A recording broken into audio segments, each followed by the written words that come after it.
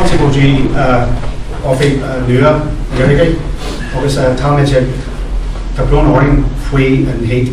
Anyway, welcome to the new office of Éirígí. We've only moved in this week and it is a bit cold, nothing to do with us, weather's nothing to do with us either, so it's a Breandán faoi.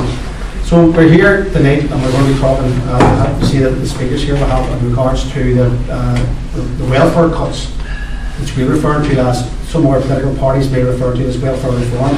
And we all know, and I'm not going to preempt what our speakers are going to be speaking here tonight, but it is going to have a massive effect on us as individually and collectively in our communities, working class communities. So we are here to talk about this thing. A few things I would like just to say before we do kick it off is that if anybody's got their phone on, put it on silent or turn it off the dog. If anybody needs to have a comfort break or the toilets are down to the left, and feel free to leave when you want.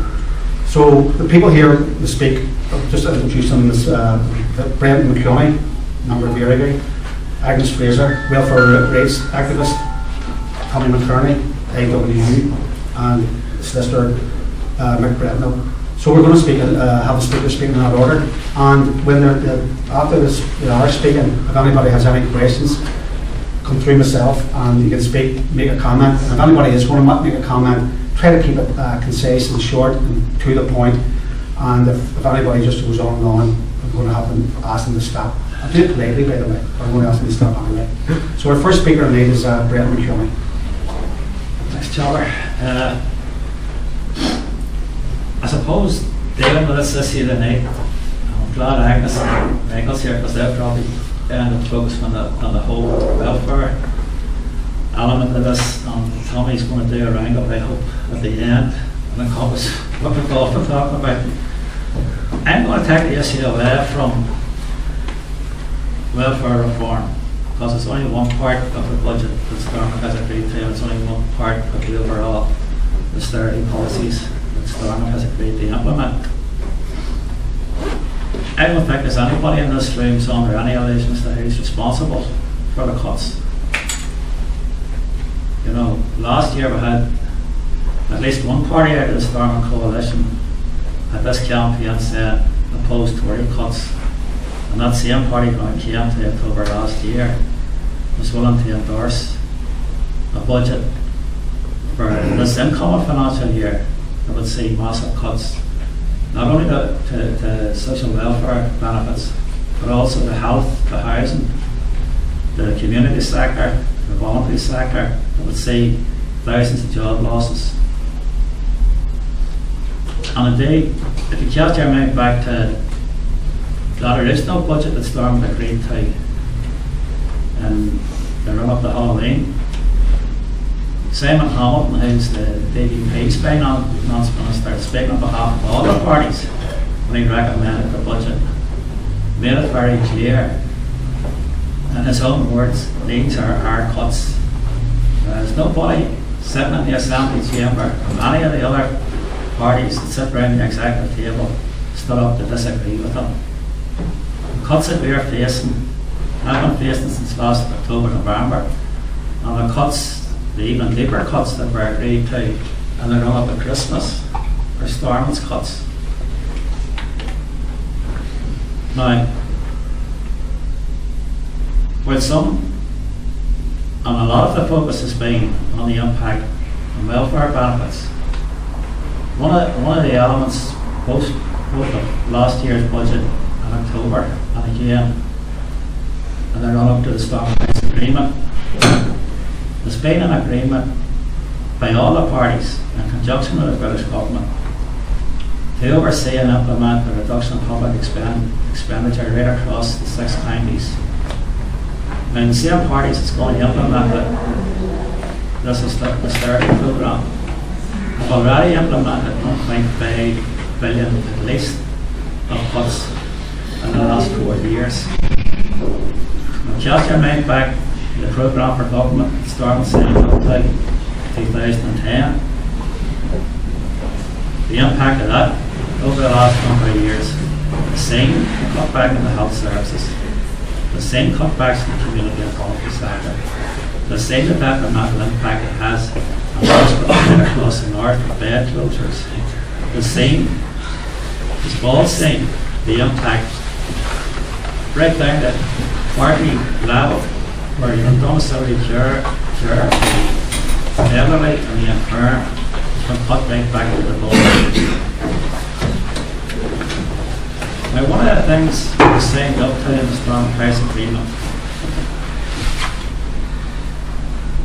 was the further introduction of more privatisation in the public services in the north, and also greater use of public finance initiatives and the so-called reinvestment and reform initiative. Private finance initiatives in the north are nothing new. They have been operated for the last number of years. They've already been discredited in Britain, where the whole programme initiated. But here in the north at the present time, there's already 39 PFA projects that have been operated by Stormont. The total repayments is being made on them on a yearly basis. Bear in mind these repayments are being made to the private sector. Total, almost $250 million. Over the next 15 to 20 years, $7.3 billion will be paid to private companies in the north. They have managed to get contracts, whether in health, in the education services, or any of the public services. If you take some of the examples of what has been going on, I'll just find where I left that. The Southwest Acute Hospital in Enniskillen is one example. It opened its doors 2 years ago, 2012. And it's the first PFA hospital in the 6 counties. The actual cost of building that hospital worked out $224 million. Stormont, on the other hand, choose to go down the private finance initiative. That's going to cost $712 million. That's 3 times the cost of the actual hospital itself. You have other examples. Balmoral High School, for example, here in Belfast, that opened in 2002, only for the Department of Education to close it 6 years later. Even without inflation being taken into account, something in the region of £7.4 million will be paid out over the next 15 years. A private contractor for a school that's not even open. In Derry, within the health service, you had a new laboratory and pharmacy services centre at McKearney Hospital, which cost $18 million to build, of which $15 million came through a PFA with the United Healthcare and Land Company Limited. Now bear in mind, $15 million was the cost of it. Through the PFA contract, we're talking about a total cost over the next number of years to a private contractor of £56 million. Now, in some respects, when you look at the Stormont House Agreement, the £2 billion that they have talked about is £2 billion that is going to be raised through either selling off public assets, increasing the amount of private finance initiatives, or increasing the amount of so-called reform and reinvestment initiatives. Now, the reform and reinvestment initiative and the Stormont House Agreement is probably a prime example of that itself, because it allows the Stormont coalition to borrow money. And to date, Stormont has already, before the Stormont House Agreement came into being, Stormont had already borrowed £2 billion. Now, think about this other figure. 600 million of those borrowings that Stormont has already made have actually been used to repay loans to contractors through private finance initiatives, So in effect, what Stormont is doing is borrowing money to repay loans they've already had. Now, the same politicians would probably lecture and probably have the same brass necks to lecture families who experience low incomes or financial hardship and tell them to go on money management courses. So a lot of politicians up at Stormont would need to go on money management courses. But the real outcome of these two programmes, the private finance initiatives, as well as the reform of the reinvestment initiative, are twofold. One is that the Stormont House Agreement makes it clear that there will be further privatisation of public services. There will be major cutbacks within the health sector, within education, within every public service we can think of in the 6 counties. But bear in mind also that 600 million of the money that Stormont is borrowing as a result of the Stormont House Agreement is going to be used to pay off thousands of public service workers right across the north. That's before we get into the whole field of welfare reform and the impact that's going to have. So, on the other hand, Stormont tells us that part of that money is going to be used to offset corporation tax. Now, if Stormont was serious about ensuring people of this district health, corporation tax is not the way to go about it. The main beneficiaries of any tax in corporation tax within the 6 counties are going to be multinational companies. They're going to be large manufacturers who are already making very, very large profits within the 6 counties. We're not talking about the ordinary man down the street who's a self-employed builder, maybe bringing in 2 or 3 wives part-time. People like that, people who open up a shop aren't going to be getting any benefit out of corporation tax. The real beneficiaries of corporation tax are those multinational companies already making billions of pounds of profits. And the net impact on that will be allow them to increase their profits even further.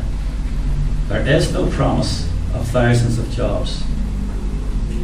And I think that if you look at some of the impacts that corporation tax and the reduced corporation tax levels that 26 counties have had. Now, last November, I think some of you would have been at the same talk that I was at, where Colin McCabe gave a breakdown of the whole taxation system in the 6 counties, or in the 26 counties, and made it very clear that corporation tax and lowering corporation tax would not benefit people in the 6 counties. As part of his talk that afternoon, Conor threw up a list on the board of 800 companies, all with the same single address, all with the same single director. And that single director happened to be a female employee at Danske Bank. The various companies all had their headquarters outside Ireland, transferred money into Ireland to take advantage of the lower tax system, and then transferred that money directly out again. The 800 companies between them employed one person, and that one person was the sole director, employed by them from Danske Bank. So when people say that corporation tax is something we should look, the lower rate of corporation tax is something that we should look forward to, bear in mind that a couple of years ago, the New York Stock Exchange did not set up house in Belfast city centre for the benefit of the people in the 6 counties. It's looked at the 6 counties in much the same way the foreign financiers have looked at the International Finance Centre in Dublin. It's a place to launder money and move it on. So what we are facing over the next wave, private finance initiatives, greater privatisation of our public services, every element of our public services, more than they've experienced to date. The reform and reinvestment initiatives, that will allow greater borrowing. Greater borrowing means greater repayments. And while the immediate impact of Stormont's cuts will be very visible within the next year or two when it comes to redundancies in the health service, in the housing executive, various schools right across the country, primary schools, secondary schools, third level education. All of that pales into significance when you think that, yes, that's what we're going to experience. But just like in the 26 counties, but that's bailout by the tribal, it's going to be our grandchildren who are going to be paying the debts of the current financial situation, both as a result of the loss of public services, but also of the impact of having to make these repayments back year on year on year on year. And again, you do have the parallel. I have no bones in stating this, where I feel they understand, I'm sure many people feel they understand.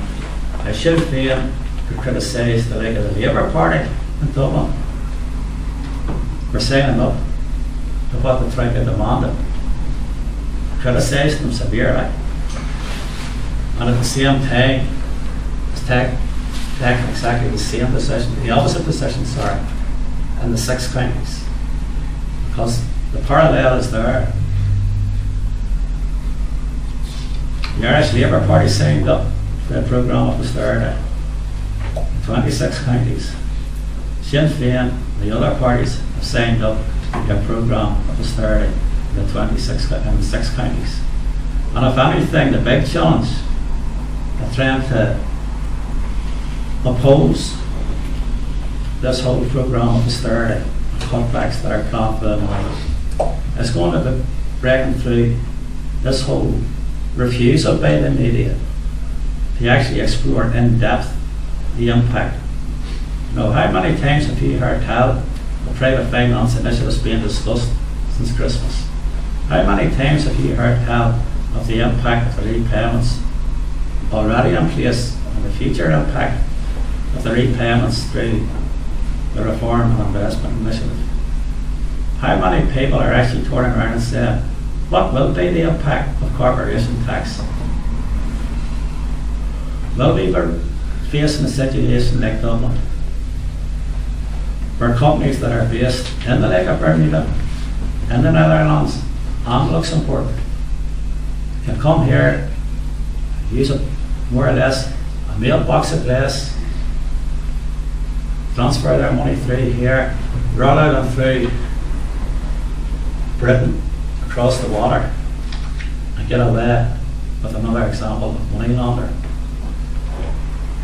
We have to break through that whole cycle. It's going to be difficult.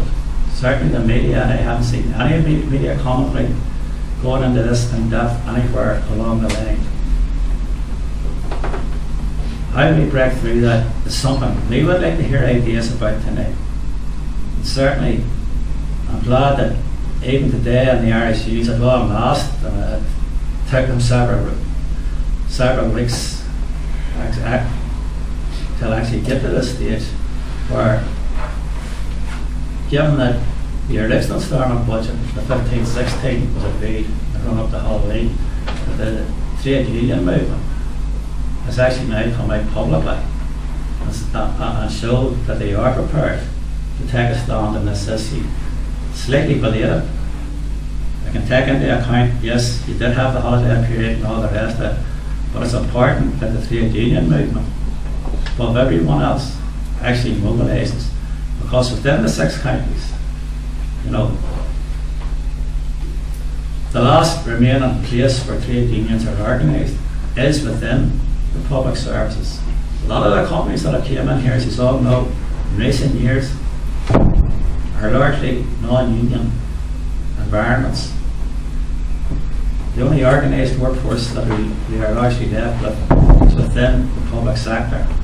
So not only is it a good thing that they are now rejecting outright the Stormont House Agreement, but it's also important now that they also spread their campaign out right across, not just the trade unionists, to within individual communities. Because even at home, you know, before Christmas, the community group that I'm involved with, you know, had 2 meetings, one with the Southern Health and Social Care Trust, another with Southern Education and Navy Board, both of whom told us that this year we can expect a reduction of between 10 and 20% in our youth budget and 10 to 15% in our health and well-being programs that we deliver in our local community. So, you know, that's being replicated. We're at times not unique. I would say those same discussions have been held with community groups right across the north. And those community groups themselves must also start now to speak out. That was just us, but I wrap up. More polite now. As we finished,